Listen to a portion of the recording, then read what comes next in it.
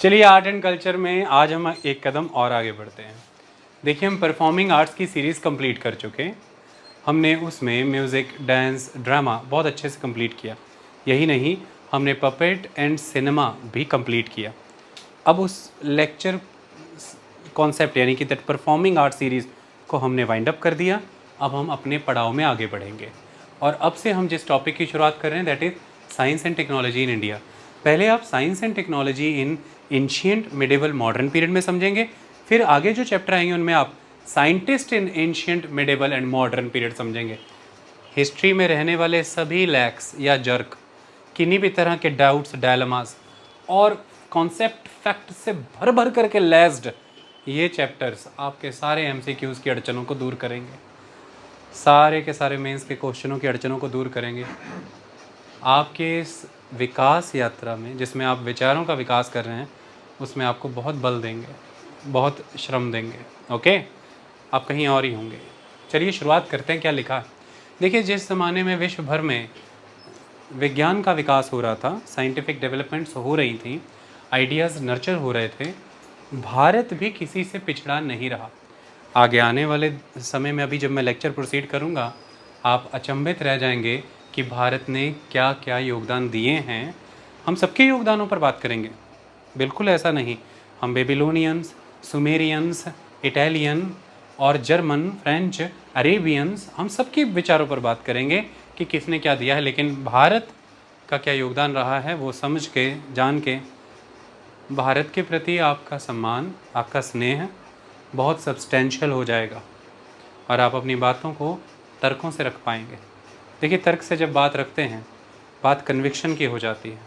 जब बात कन्विक्शन से हो तो आदमी भय मुक्त होता है, डर नहीं होता। तो शुरुआत करते हैं। लिखा क्या है, जब हम साइंस एंड टेक्नोलॉजी की बात कर रहे हैं, ये लाइनें सीधे हो सकता है किसी एमसीक्यू में ना आए, लेकिन आपके विचारों में बड़ा योगदान देंगी। और यूपीएससी सारा विचारों पे ही खड़ा है, विचार ही पर खड़ा है। So a desire to know the unknown, जो अब तक हमें जाना नहीं गया, हमसे समझा या पहचाना नहीं गया, उसे समझने, जानने, पहचानने की एक इच्छा। लेकिन इच्छा रुकी नहीं किसी पॉइंट पर, उस इच्छा के साथ कुछ चीज़ें आ रही हैं। वो चीज़ें क्या हैं? That is experimentation and observation. ये यहाँ पर साइंस अलग होता है दूसरी चीज़ों से। Okay, a desire to know the unknown accompanied with experimentation and observation have always generated scientific temper.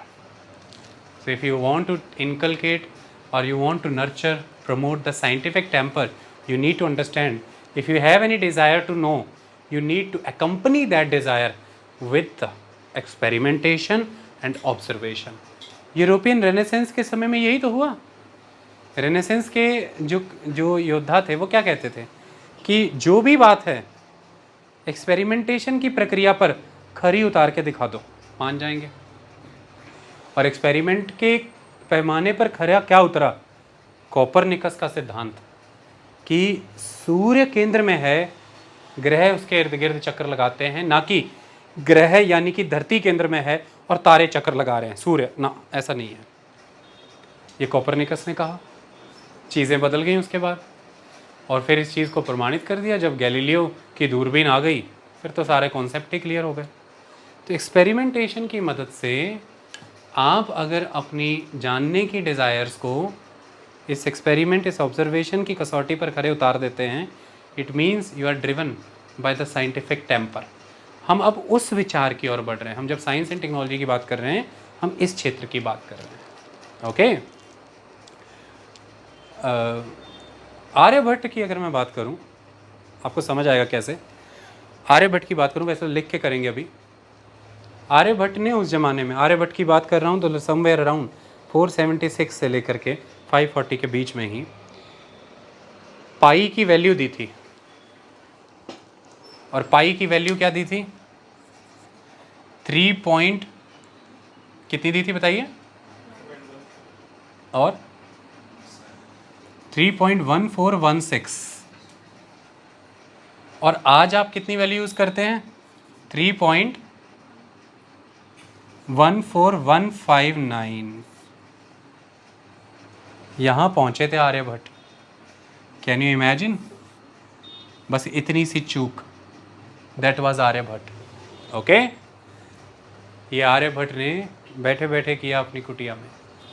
Okay, Aryabhata से पहले ये विचार था कि जो डेमन हैं वो सूर्य को खा जाते हैं, वो चंद्र को खा जाते हैं, ग्रहण लग जाते हैं। आर्यभट्ट ने ग्रहण के कारण सही ना बताए हों, लेकिन आर्यभट्ट ने इतना बताया कि जो अर्थ है ये अपने एक्सिस पर रोटेट करती है, रोटेशन की बात कही। और ऐसा करते हुए जब इसकी छाया चंद्र पर पड़ती है तब ग्रहण लगता है, और जब चंद्र की छाया इस पर पड़ती है तब ग्रहण लगता है। इस तरह से चंद्र कभी ग्रहण हो जाता है, कभी पृथ्वी ग्रहण हो जाती है। That's all. आगे जा कर के और सही प्रक्रिया आ जाएगी, लेकिन एक साइंटिफिक बेसिस तो दिया। डेमोन को सीन से निकाल के एक्सेस, रोटेशन, मून, अर्थ, सन, इन पर बात तो हो रही है। आप एक्सपेरिमेंटेशन और ऑब्जर्वेशन के लिए नींव पत्थर तो रख रहे हैं, आगे जाकर के इसमें रेवोल्यूशन भी जोड़ेंगे, फिर चीज़ों को समझेंगे। आई बात समझ में? इसी तरह से ब्रह्मगुप्त ने, जो आर्यभट्ट के बाद आएंगे, दोनों के आने के समय में लगभग 100 साल का फर्क रख लीजिए, ब्रह्मगुप्त आपको जीरो को इस्तेमाल करने के नियम बताएंगे। ये ब्रह्मगुप्त हैं जिनके नियम आज भी एग्जिस्ट कर रहे हैं। Can you imagine? उन्होंने बताया कि जीरो को जीरो से मल्टीप्लाई करो तो रिजल्ट जीरो है, जीरो को 1 से प्लस करो तो 1, -1 को जीरो से माइनस करो तो 1। ये subtraction, addition, multiplication with the zero का कॉन्सेप्ट आज दिन तक हम फॉलो कर रहे हैं। ये ब्रह्मगुप्त वाला है। बस एक बात में चूक गए, डिवीजन। 1 को जब जीरो से डिवाइड करते हैं तो वो रिजल्ट गलत दे गए। इसको आगे 12th सेंचुरी में आकर के सुधारेंगे भास्कर आचार्य, और वो बता रहेंगे द रिजल्ट इज इन्फिनिटी। वो लॉजिक दूंगा मैं कि क्यों इन्फिनिटी, मैं आपको बताऊंगा। हम फल को काटेंगे और मैं आपको जीरो काट के इन्फिनिटी बना के दिखाऊंगा। ओके, ये साइंटिफिक टेम्पर है, विद रीजनिंग काम कर रहा है। गणित जिसे हम मैथमेटिक्स कहते हैं, उसके हर कंपोनेंट, जिसे हम अलजेब्रा, जिसे हम ज्योमेट्री और अरिथमेटिक, जिसे हम अलजेब्रा, ज्योमेट्री, अरिथमेटिक के कंपोनेंट्स में देखते हैं, इन तीनों का विकास क्रम बाय क्रम तरीके से रीजनिंग, एक्सपेरिमेंट्स और ऑब्जर्वेशन के आधार पर हुआ। यही साइंटिफिक डेवलपमेंट है।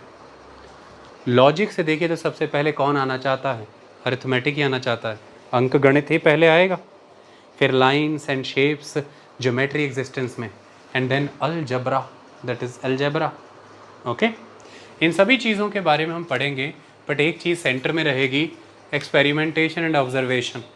Then we can call that quest to know the unknown is driven by the scientific temper. Okay, ये निकाल दीजिए, experimentation, observation, then your quest is quest. किसी भी नेचर की है, you can not call it a scientific temper. Okay, चलिए आगे पढ़।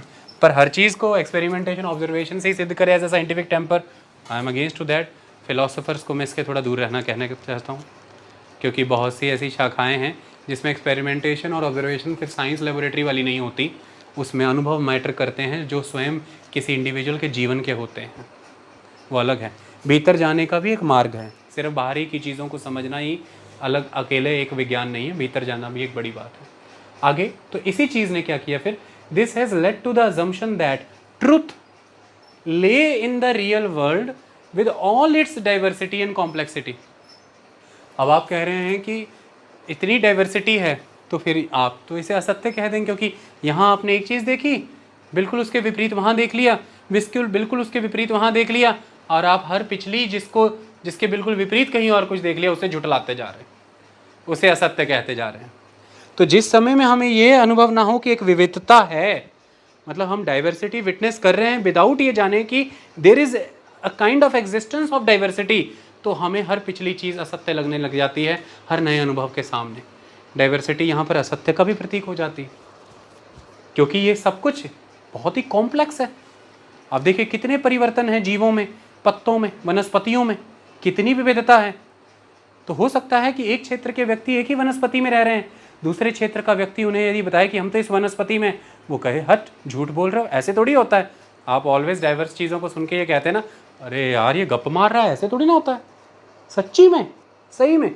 वहाँ पे एक आदमी आकर के खड़ा होगा और बताएगा कि तुम्हारे दोनों बातों के पीछे अंडरलाइंग एस्पेक्ट है अनाज। अनाज के पीछे की मिस्ट्री ये है कि वो तुम्हारे शरीर में ईंधन का काम करता है as a fuel. Food is a fuel for your body. शरीर ऐसे कार्य करता है, ईंधन का स्रोत कोई भी हो, डाइवर्स हो, लेकिन अंततः ईंधन ऐसे कार्य करता है। ये सत्य है इन दोनों विविधताओं के भीतर। तो डाइवर्सिटी बहुत है, कॉम्प्लेक्सिटी बहुत है, पर उनके अंडरलाइंग सत्य निहित है। उस सत्य के पीछे की जो मिस्ट्री है उसे तलाशने का काम वैज्ञानिक करता है। आई बात समझ में?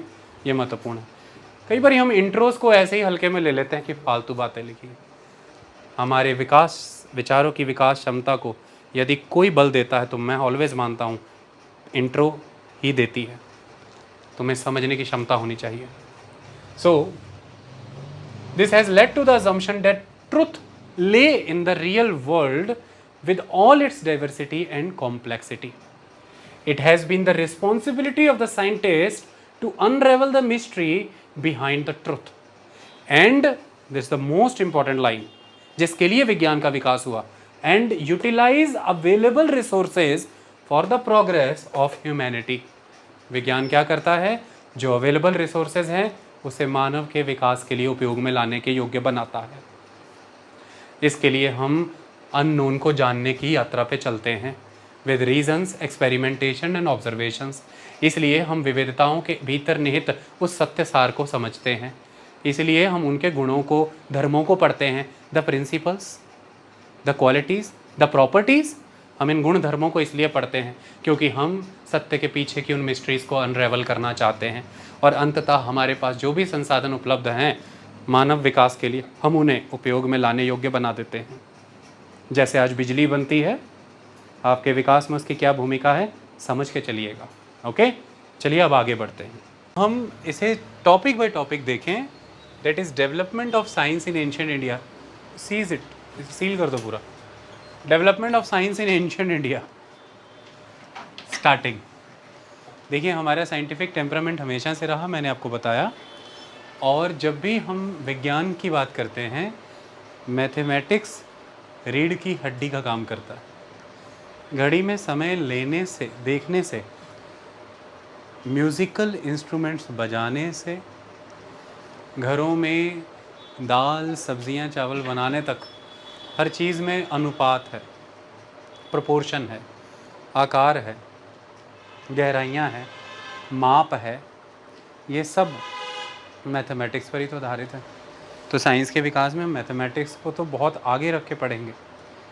और उस समय में मैथमेटिक्स को अलग अलग नामों से पुकारा जाता था। क्यों ना पुकारा जाए? अगर मैं आज भी मैथमेटिक्स की बात करूं तो कई जगहों पर ऐसे विचार व्यक्त किए होते हैं कि मैथमेटिक्स तो किसी एक सब्जेक्ट की तरह है ही नहीं, ये तो एक भाषा के रूप में है। जैसे आप कोई भाषा सीखते हैं वैसा ही मैथमेटिक्स है, आपको इसके कंपोनेंट्स को सीखना है। जैसे अलजेब्रा, अरिथमेटिक, ज्योमेट्री, ये सब इसके कंपोनेंट्स हैं, हमें इन्हें स्टडी करना है। शुरुआती जब आपका दौर होता है, बचपन में जब आप होते हैं, आपका ज़्यादा फोकस अरिथमेटिक पे कराया जाता है। आप अंकों को समझें, डिजिट्स, नंबर्स, इन्हें समझें। आप जोड़, घटाव, गुणा, भाग, एडिशन, जैसे हम समेशन भी कहते हैं, सब्ट्रैक्शन, डिवीज़न, मल्टीप्लिकेशंस, इन चीज़ों को समझ पाएँ। संख्याओं को समझें। ये सब चीज़ों से जुड़ी हुई कहानी होती है। फिर धीरे धीरे जब आप जाते हैं आगे तो आपको एहसास होता है कि सिर्फ़ और सिर्फ संख्याओं को समझना, जोड़ना, घटाना, चीज़ें यहीं तक नहीं छुपी हुई। बहुत सारी शेप्स, साइजेस आपके सामने निकल कर के आते हैं, फिर जिनसे आपको डील करना होता है। उनकी गहराइयों को जानना। आप वॉल्यूम मेजर करने की तरफ जाते हैं ना, एरिया, सरकमफ्रेंस, पेरीमीटर, ये सारी चीज़ें उभर करके आती हैं। ज्योमेट्री यहीं पर एंट्री करेगी। फिर आपके सामने जो चीज़ें दृष्टिगोचर हैं, जो दिख रहा है, वो एक चीज़ है, लेकिन आपके सामने एक बीज रखा है। उस बीज में से क्या प्रस्फुटित होगा, क्या निकलेगा, इसका भी तो अनुमान लगाया जा सकता है। इसे भी तो समझा जाना जा सकता है। तो इसी तरह से एग्जिस्टेंस में अलजेब्रा आता है, जिसमें आपके पास कांस्टेंट फिगर्स होती हैं 3, 5, 6, 10, 12 और बहुत सारे वेरिएबल्स जैसे x या y, ये वेरिएबल की तरह होता है। आप कैसे x की वैल्यू फाइंड आउट कर लेते हो ना। तो ये सब चीज़ें मैथमेटिक्स का हिस्सा हैं। इन्हें प्राचीन काल से ही भारत में उपयोग में लाया गया। हम अलग अलग नामों से इन्हें जानते थे। चलिए हम अपने क्रम को आगे बढ़ाते हैं। Mathematics has been called by the general name of ganit. इसे गणित के नाम से जाना जाता था। पर मैंने बताया गणित में तो काफ़ी कुछ, कि कौन सा गणित, किसकी बात कर रहे हैं आप, ये भी तो जानना ज़रूरी है। तो जैसे which includes arithmetics, geometry, algebra, astronomy and astrology also. ये सब गणित ही में लेकर के पढ़ा जाता था। अरिथमेटिक को दो नामों से अलग अलग जान सकते हैं, काफ़ी नामों से जाना जाता था। ये दो अलग नाम हैं। एक है पत्तिन गणित, that is calculation on board पर कैलकुलेशंस करना। दूसरा अंक गणित भी कह लीजिए, that is calculation with numerals. तो पत्तिन गणित, अंक गणित, ये हम एरिथमेटिक को इन नामों से जाना करते थे उस ज़माने में। आगे रेखा गणित, that is the geometry. Square है, रेक्टेंगल है, सर्कल है, ये सब क्या है, 2 डायमेंशनल है। लेकिन क्यूब है, क्यूबॉइड है, स्फेयर है, ये सब क्या है, 3 डायमेंशनल है। आप इन्हीं 2 डायमेंशनल 3 डायमेंशनल चीज़ों के साथ ज्योमेट्री में डील करते हैं, नहीं करते हैं क्या, करते हैं ना। तो आप पॉइंट्स, लाइंस, डेप्थ, इनके साथ डील करते हैं। तो दैट इज़ रेखा माने द लाइन, रेखा गणित। इट इज़ द ज्योमेट्री शब्द 2 चीज़ों से आता है। जियो माने द पृथ्वी, गोला, मेट्री माने measurement, the study. Okay, that is geometry. तो उसी से ही आप समझ जाते हैं कि अब हम अंकों से आगे बढ़ गए, सिर्फ संख्याओं में नहीं रुके, हम तो आकार में चले गए, हम तो उसके प्रकार में जा रहे हैं। ओके, हमारे लिए शेप, साइज़, ये चीज़ें मेंशन करने लगी। और जैसे ही इसमें आए तो डायमेंशन मैटर करेगा ना, then dimension will matter, size will matter, shape will matter, everything will matter. It is the part of geometry, that's all. और फिर हम आगे बढ़े तो हमने समझा दैट इज़ अलजेब्रा, बीज गणित। It is seed analysis. Okay, आप अक्सर करते रहते हैं ना, x+3y = ये, वो इक्वेशंस आती हैं आपके सामने, आप उन्हें सॉल्व करते चले जाते हैं, वैल्यू निकालते हैं, उसमें पुट करते हैं। आपके सामने तो बीज ही था, आपने कैसे वैल्यू निकाल के उस बीज में जैसे ही डाली, कंक्लूजन निकल आई आपके सामने, नतीजे निकल आए, इक्वेशन सॉल्व हो गई, दैट्स ऑल। ओके, तो चलिए, ये अलग अलग नामों से आप पुकारा करते थे प्राचीन काल में, आज भी इन नामों से पुकारा जाता है मैथमेटिक्स को। चाहे पत्तिन गणित कहिए, चाहे अंक गणित जैसे कि अरिथमेटिक, रेखा गणित जैसे कि ज्योमेट्री, और बीज गणित जैसे algebra, the seed analysis. Okay, astronomy और एस्ट्रोलॉजी को एक समय तक इकट्ठे ज्योतिष ही कहा जाता था। ज्योतिष बहुत बहुत खूबसूरत चीज़ें आज समझ आएंगी जब हम आगे बढ़ेंगे, you will enjoy a lot. देखिए, विज्ञान क्या करता है, विचार अगर करें हम थोड़ा सा, जब ये टॉपिक है हम इसे इस लाइनों तक सीमित ना रखें, हम इसे ज़रा एक और डायमेंशन में समझें, तो ये होता है the dependence of nature could be overcome by development in science. आपकी प्रकृति के अनुकूल चलने की जो एक बंधन है, आपकी जो प्रकृति पर निर्भरता है, वो घट जाती है विज्ञान के विकास से। जैसे उदाहरण के तौर पे गर्मियों के दिनों में क्या आप इस चीज़ के लिए सीमित हैं कि ठंडी हवा चले तो ही आपको आराम मिले? नहीं, यू हैव एयर कंडीशनिंग। सर्दियों के दिनों में क्या आप इस बात के लिए सीमित हैं कि धूप निकले तो कुछ ताप मिले? यू हैव रूम हीटर्स, है कि नहीं? तो सुबह से रात तक आप गर्म पानी से नहा रहे हैं सर्दियों में, आप चिल्ड वाटर पी रहे हैं फ्रिज का, आपको ठंडे चश्मों के पास जाने की ज़रूरत है क्या? या आपको ठंडे वातावरण में जा कर के पहाड़ों पे रहना पड़ता है क्या? देखो, विज्ञान जब कम विकसित था तो ऐसा क्यों हुआ कि भारत में अंग्रेज जहाँ भी बसे वहाँ पर उन्होंने आसपास के चोटियों को, पहाड़ियों को ढूंढ करके गर्मियों के दिनों में अपना इंतजाम करने के लिए वहाँ पर अपनी बस्ती बसा ली। वो हिमाचल के सभी सेंटर्स देखिए, अंग्रेज़ों के महत्वपूर्ण सेंटर हैं। दक्षिण में ऊटी कितना महत्वपूर्ण सेंटर है, उधर नॉर्थ ईस्ट में दार्जिलिंग कितना इंपॉर्टेंट है, गैंगटॉक कितना इंपॉर्टेंट है, सेंटर में चले जाइए मध्य प्रदेश में पंचमढ़ी कितना इंपॉर्टेंट है। पूरे भारत में आप ढूंढ के देख लीजिए, गर्म से गर्म प्रदेश में, साउथ अफ्रीका में चले जाइए, अफ्रीकन कॉन्टिनेंट में साउथ अफ्रीका, वहाँ की पहाड़ियाँ देख लीजिए। सो कहने का मतलब कि जहाँ भी जाएंगे गर्म प्रदेशों में, तो एयर कंडीशनिंग नहीं थी तब, तो क्या करें, गर्मियाँ बर्दाश्त नहीं होती थी क्योंकि हायर लैटिट्यूड से आए थे यूरोप से। तो ज़िंदा रहने के लिए अब क्या हो, तो कई तो छुट्टियाँ लेकर के वापस विदेश भाग जाते, अपने मुल्क चले जाते थे। बाकी जो यहाँ हैं वो रिट्रीट कर जाते थे, तो कैपिटल भी चेंज हो जाती थी, राजधानी। गर्मियों के दिनों में राजधानी हो गई शिमला, है ना, सर्दियों के दिनों में वापस से राजधानी हो गई लाहौर, रिट्रीट कर जाते थे आप। तो वहाँ से वहाँ निकल जाते थे, वहाँ से वहाँ। इतना निर्भर था मनुष्य कभी प्रकृति पर आज वही सभी अंग्रेज भारत में एम्बेसीज़ में बैठे हुए हैं, दिल्ली में गर्मी भी पड़ती है, तो वो ये कहते हैं भारत सरकार को कि अब हमें एम्बेसी शिमला में बना दो। एसी चलते हैं, चिल मारते हैं, गाड़ियों में घूमते हैं एसी। आज तो दुबई में आप देखिए, पता ही नहीं चलता गर्मी है। तो मनुष्य की निर्भरता प्रकृति पर घटती है जब वह विज्ञान से विकास करता है, ऐसा माना जाता है। हर चीज़ को आप देख लेना, हर सुविधा आपके पास आ जाएगी। यहीं से फिर एक समस्या भी उत्पन्न होती है जिससे आज हम सब जूझ रहे हैं।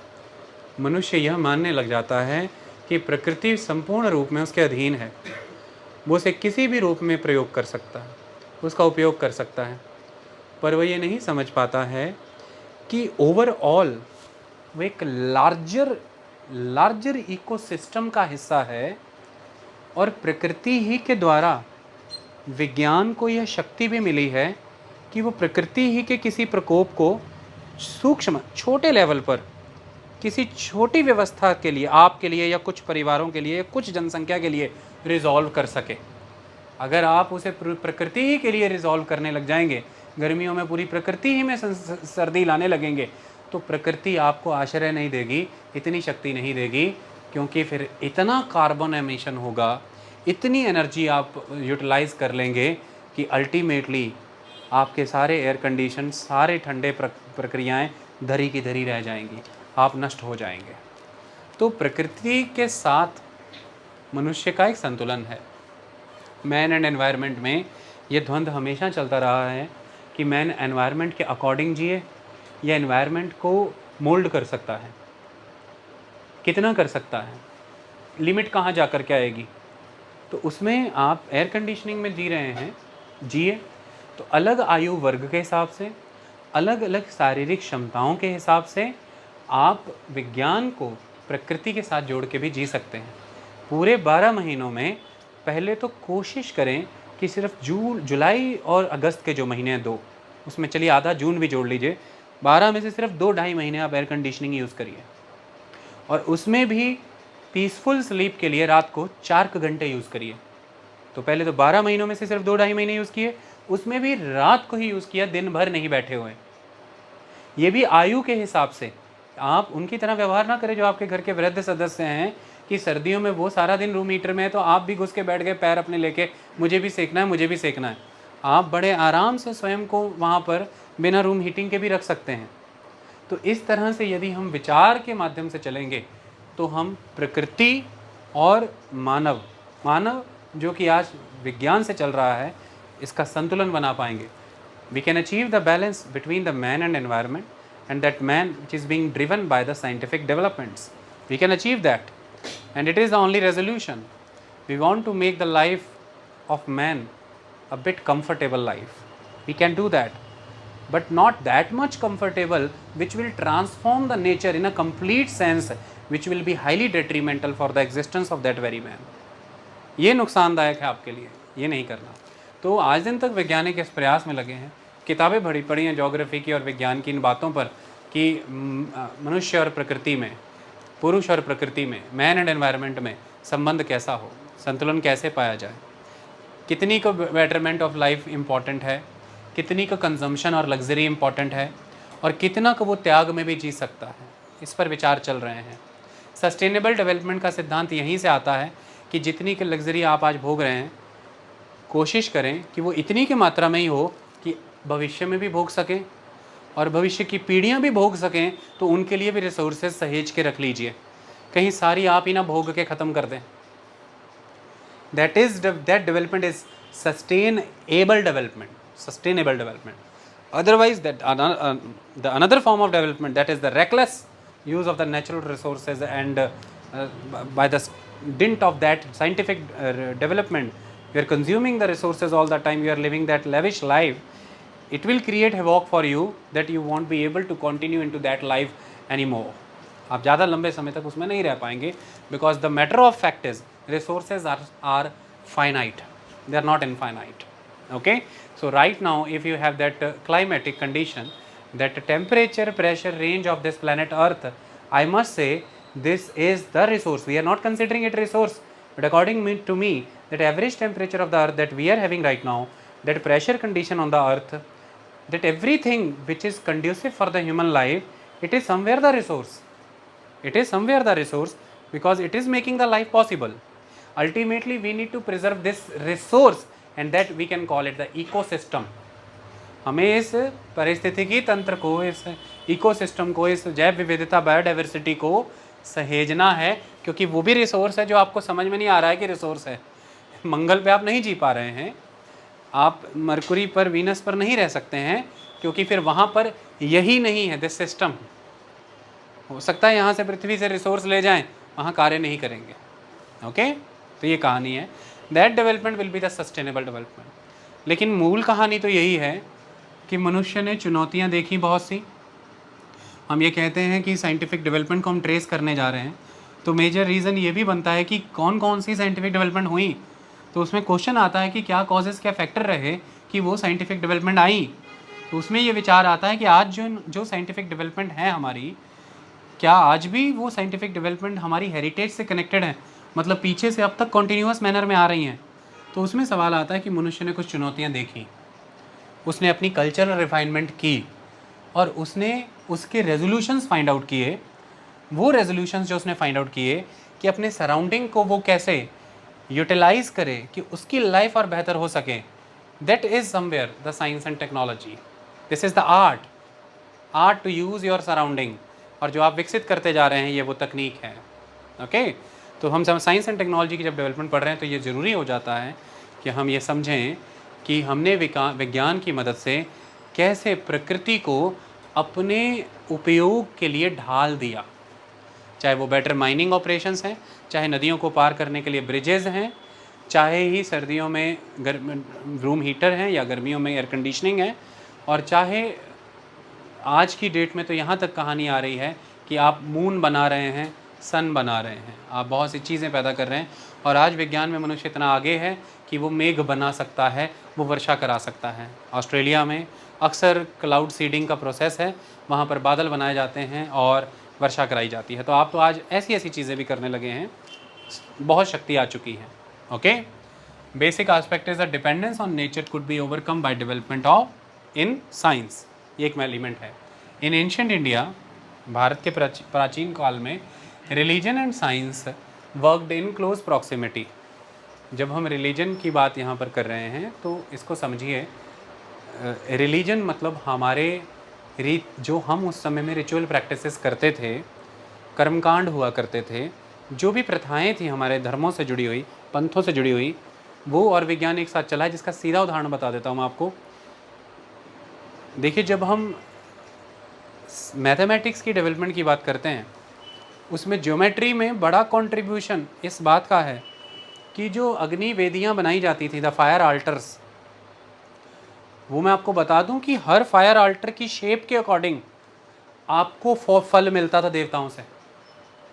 आप कछुआ शेप बना रहे हैं, आप फैल्कॉन बना रहे हैं, आप रोम्बस बना रहे हैं, जो बना रहे हैं उस अनुसार फल आता था। ऐसा माना जाता है कि जिस शेप की अग्निवेदी में यज्ञ करेंगे उस अनुरूप फल आएगा। तो हर तरह के फल प्राप्त के लिए, हर तरह के गिफ्ट्स गॉड से लेने के लिए डिफरेंट शेप्स डिसाइडेड थी। तो उन शेप्स के लिए आपको कितना मैथमेटिक्स आना ज़रूरी था, मेजरमेंट, उसका साइज़, उसकी लेंथ, उसकी ब्रेड्थ, उसकी डेप्थ, ये सब कुछ, एंगल, कहाँ पर कौन सी लाइन अटैच करनी है, कितनी क्या लंबी रहेगी, ये सब चीज़ें जाननी ज़रूरी थी। कितनी सामग्री लगेगी ये पहले ही अनुमान लगाया जाता था। तो इस तरह से रिलीजन और उसकी ज़रूरतें पूरी करने के लिए विचार, उन विचारों से विज्ञान अर्थात ये मैथमेटिक्स आता गया, आप डेवलप होते गए।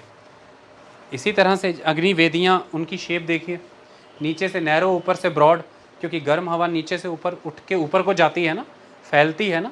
तो आप आज भी देखिए घरों में अगर आप छोटा सा कोई अनुष्ठान करा रहे हैं, पंडित जी अपने साथ एक वो लेकर के आते हैं एल्युमिनियम का या स्टील का, वो रखते हैं, उसमें लकड़ियाँ डालते हैं और आप यज्ञ करते हो, नीचे से नैरो ऊपर से ब्रॉड होता है। ये वैज्ञानिक ही विचार है, वरना सीधा रख के बैठ जाओ, पीपे में जला के बैठ जाओ लकड़ियाँ, प्रॉब्लम आएगी। तो साइंस एंड रिलीजन हाथों हाथ चला है भारत में, विश्व भर में ऐसा ही होता है। Okay, so religion and science worked in close proximity. और हम आरंभ एस्ट्रोनॉमी से करते हैं, एस्ट्रोनॉमी से शुरुआत करते हैं। भारत में हमेशा से ही अनुष्ठान कब होगा, किस पहर में होगा, किस परिस्थिति में होगा, सही समय यानी कि लग्न कब होगा, मुहूर्त कौन सा होना चाहिए, इस पर विचार होते ही रहे। और इन विचारों को जब हम करते हैं तो नक्षत्र यानी कि तारे, ग्रह यानी कि द प्लैनेट्स, इनकी मूवमेंट को ये कब कहाँ हैं, कैसे एक दूसरे को इंटरसेक्ट कर रहे हैं, कब ये लाइन में हैं, किन दिनों में चंद्र है नहीं है, किन दिनों में चंद्र, सूर्य और पृथ्वी की परिस्थिति राइट एंगल में आ रही है, सब चीज़ों पर बहुत विचार था। तो इस वजह से movement of the planets, of the star, the moon, everything, हर चीज़ पर बहुत ध्यान दिया गया। शुरू दिन से ये आवश्यकताएं पैदा होती रहीं। सो एस्ट्रोनॉमी ये कहती है कि the movement of planets came to be emphasized and closely observed. उदाहरण के तौर पर हमें वैदिक काल में ही इसकी डेट्स अलग अलग दी हुई हैं, कहीं 1400 से 1200 BC, कहीं 1100 से 1200 BC, फिर कहीं 700 to 600 BC, और कहीं कहा गया है 200 to 100 BC। ऐसा क्यों है मैं बता देता हूँ। इसमें कोई डाउट नहीं है कि ये वैदिक काल 1400 से 1200 BC में है, पर आप सब जानते हैं तब का ज्ञान जो है उसका ट्रांसमिशन मौखिक था, और उस समय में वैदिक संस्कृत थी, तो ज्ञान मौखिक रूप में आगे बढ़ता रहा। लेकिन अल्टीमेटली ग्रंथों की रचना के लिए हमें भाषा की, व्याकरण की आवश्यकता पड़ती है, और यह कार्य पाणिनि ने संभव किया। उसने व्याकरण दी, संस्कृत को साधने का काम किया वहाँ पर। उसके बाद ग्रंथ लिखे जाएंगे, रचना इन द सेंस, मैं यहाँ पर जब रचना की बात करता हूँ मैं लिखने की बात कर रहा हूँ। ओके, तो ऐसे में इसकी भाषा से ये लगता है, इसकी लैंग्वेज बताती है कि ये लेटर वैदिक पीरियड की लैंग्वेज है। लेकिन इसमें विंटर सॉलिस्टिस का बिल्कुल करेक्ट वृतांत दिया गया है, बिल्कुल करेक्ट। और विंटर सॉलिस्टिस का जो बिल्कुल करेक्ट वृतांत दिया गया है, उसकी तिथियों को जो इसमें मेंशन किया गया है वो 1400 से 1200 BC के समय वाला बताया गया है। तो इस हिसाब से वो वहाँ बिल्कुल करेक्ट बैठ रहा है। तो मतलब ये विचार तो तभी के चलते आ रहे हैं, बहते हुए पीढ़ी दर पीढ़ी आगे आगे। इसे कलमबद्ध करने के समय की जो भाषा रही वो लेटर पीरियड की रही। तो भाषा से अनुभव होता है कि ये लेटर टाइम का है, पर उसमें जो मिले कंटेंट से अनुभव होता है कि ये अर्ली टाइम का है। तो ये कल्चरल ट्रेडिशन अर्ली टाइम का है। ये जो एविडेंशियल मैनर में इसमें जो लैंग्वेज पाई जा रही, जहाँ जब का ये पाया जा रहा है, वो लेटर टाइम का है। आई बात समझ में? उस हिसाब से डेट का डिस्प्यूट है, तो मैंने दोनों डेट्स लिखी हैं। तो लिखा हुआ है कि वन ऑफ द अर्लीस्ट, ज्योतिष वेदांग अब हम बात करेंगे क्या है, is the one of the earliest known Indian text on astrology, that is jyotish. Earliest देखिए, Vedanga, it is a foundational matter for the Vedanga that is jyotish. There are 6 वेदांगास हमने पढ़े थे, कल्प, निरुक्त, व्याकरण, छंद, ज्योतिष और शिक्षा। कितनी अच्छी बात, हमने पढ़े थे ना। तो देखो उसमें एक ये भी बोल रहा है, शिक्षा है, कल्प है, निरुक्त है, व्याकरण है, छंद है, ज्योतिष है। तो वो सब शिक्षा वेदांग, निरुक्त वेदांग, कल्प वेदांग, व्याकरण वेदांग, छंद वेदांग, ज्योतिष वेदांग। ओके, आ गई बात समझ में। तो वेदों के अंगों के रूप में विकसित हुआ। तो वेदांग, ज्योतिष Vedang one of the earliest known text है। डेट बताइए 1400-1200 BC भी, और फिर लिखी है 700 से 600 BC भी, कि कभी गलती ना हो। ले दे के बहुत बड़ी कहानी कि फर्स्ट मिलेनियम BC के फर्स्ट पार्ट में ही ये तैयार हो गया था। बस आप इसे इतना समझिए, फर्स्ट मिलेनियम BC, वो जो 1000 साल का समय, उसके पहले हिस्से में ही 500 से 1000 BC के बीच में ये कहीं हो गया था। डन। इसकी धारा पीछे से बहती आ रही है, धारा पीछे से बहती आ रही है, ये कहानी है। इसके ऑथर कौन है? ये बहुत इंपॉर्टेंट MCQ, हमने पढ़ा भी है पहले भी।